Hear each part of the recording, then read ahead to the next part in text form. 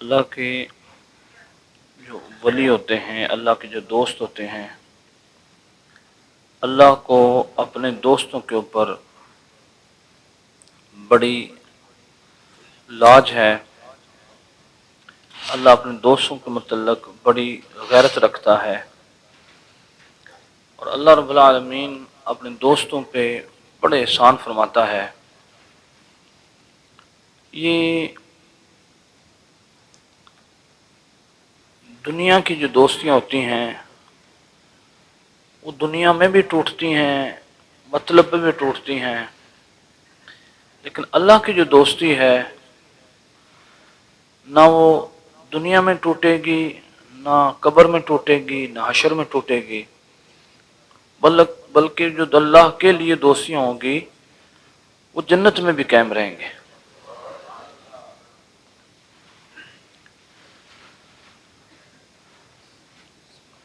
حضرت خواجہ خواجگان خواجہ معین چشتی اجمیری رضی اللہ تعالیٰ عنہ، جب آپ مدینہ المنورہ سے آپ کو حکم ہوا کہ آپ ہندوستان چلے جائیں، تو رستے میں آپ حضرت داتا صاحب رحمۃ اللہ علیہ کے مزار پہ رکے، اور حضور غوث پاک رضی اللہ تعالیٰ عنہ کے مشورے سے رکے۔ بھائی تو ہندوستان جا رہا ہے،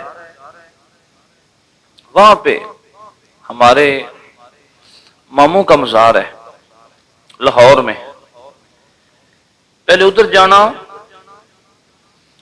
ان سے مزید برکتیں حاصل کر کے آگے جانا۔ اور میرے مرشد کریم فرماتے ہیں، آپ فرماتے ہیں کہ حضرت خواجہ معین چشتی اجمیری رحمۃ اللہ علیہ 11 دن رہے۔ 11 دن کے بعد اجازت لی تو روضہ پاک سے اجازت نہ ملی، حکم ہوا کہ ابھی اور رکیں، پھر 40 دن رکے۔ بعض اللہ کے ولی کہتے ہیں کہ ہندوستان کی ولایت کی چابیاں جو تھی وہ داتا صاحب نے آپ کو عطا فرمائی۔ ہمارے اس خطے میں جتنے اللہ کے ولی گزرے، جتنے عالم گزرے، جتنے چودھری گزرے، اور جتنے کامیاب حکمران گزرے، جتنے کامیاب تاجر گزرے،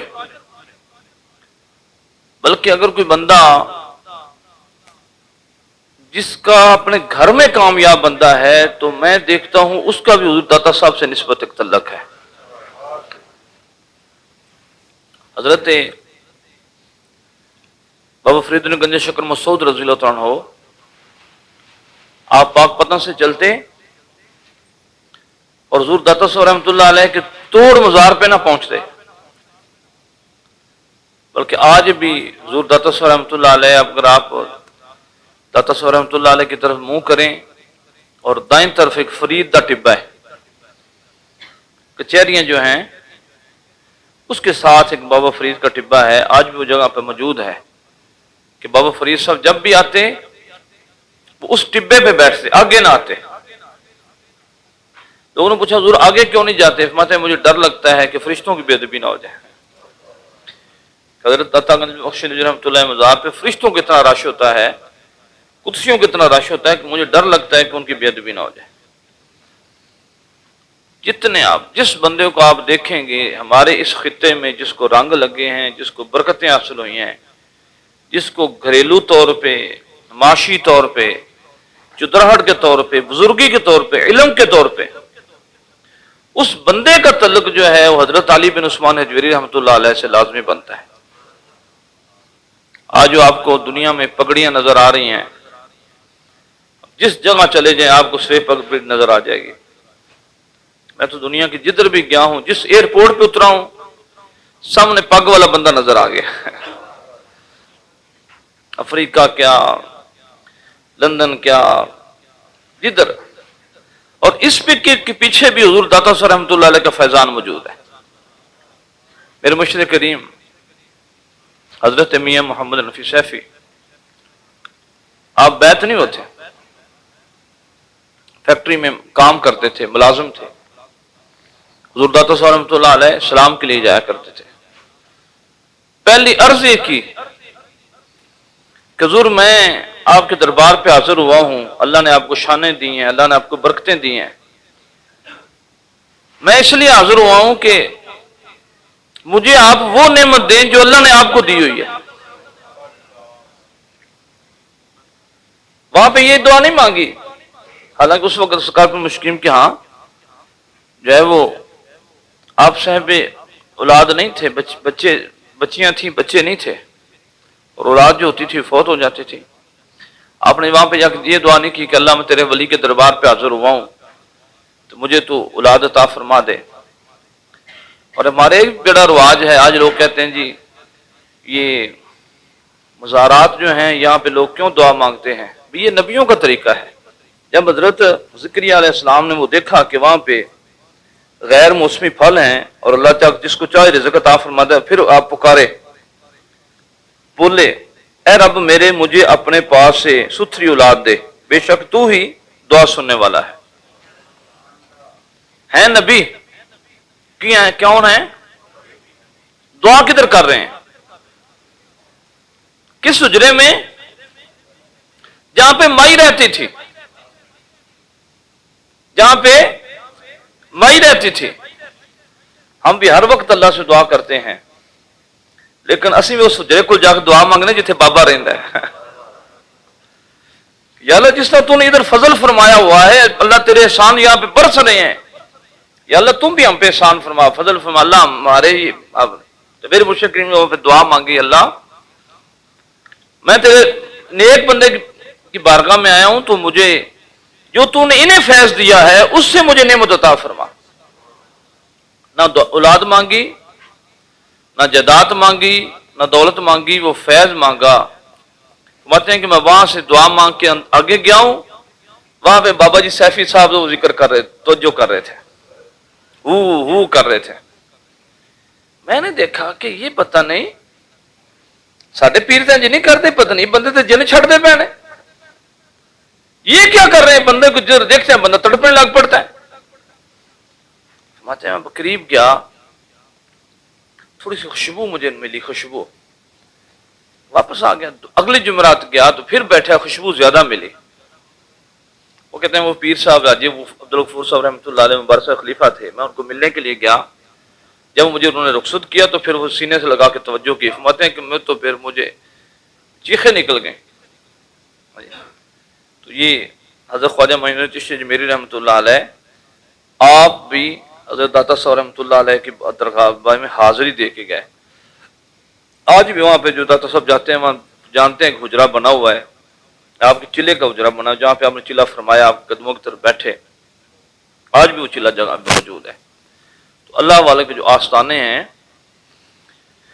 ان پہ جانا اور ان فیض و برکات حاصل کرنا، ہمارے اس پاکستان میں، ملک میں، بلکہ ہمارے جو ایک ملک کے وہ پہلوان خاندان تھا،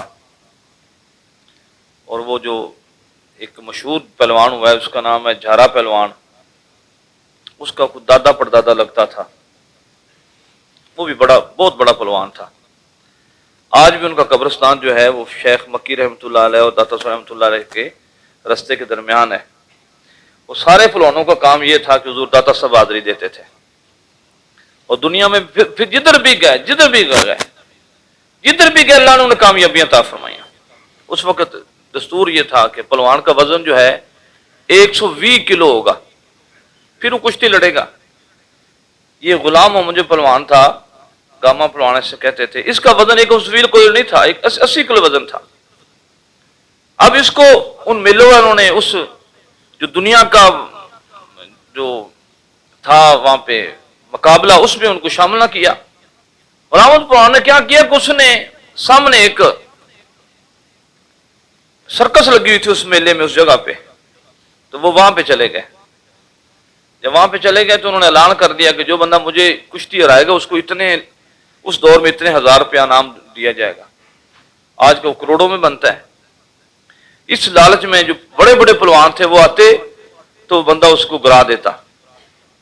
اب مجبوری بن گئی، حضور داتا صاحب رحمۃ اللہ قریب ایک دکان سے وہ سودا لینے لگے، تو دکاندار سے تھوڑی سختی ہو گئی، بات ہو گئی، تو انہوں نے دکاندار نے وٹا پکڑا، وہ غلام جو پلوان تھا اس کے سر پہ دے مارا۔ جب سر لگا وہ خون نکلنے لگ پڑا، اس نے جلدی سے اپنی دستار اوپر لپیٹی، دوڑ لگا دی۔